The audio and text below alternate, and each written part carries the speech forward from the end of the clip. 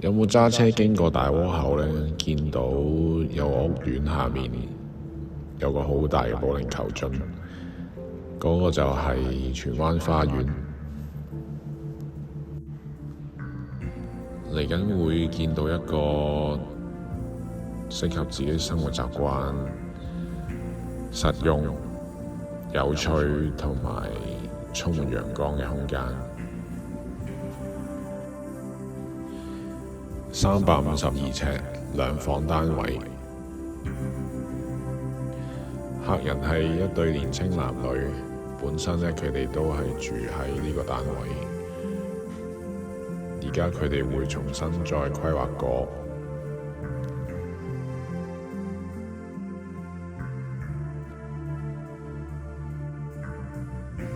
佢以前住嘅時候，嗰個廚房或者洗手間都比較細，真係可以用到工作台面會比較少嘅廚房。平時都鍾意煮嘢食嘅，所以呢，想將個廚房嘅空間擴大。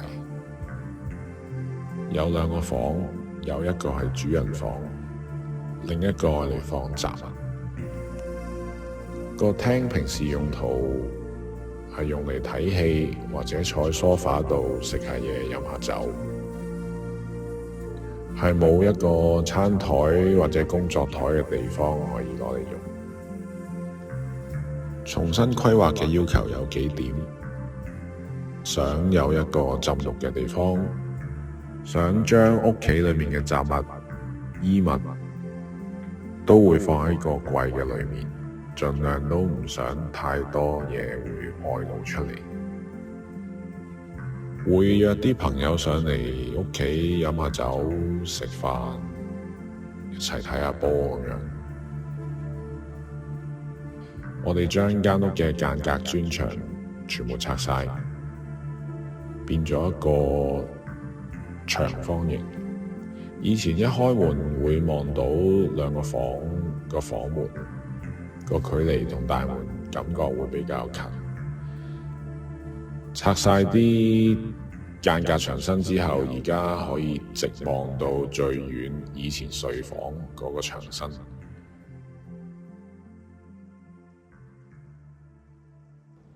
將個長方形分咗左邊同右邊。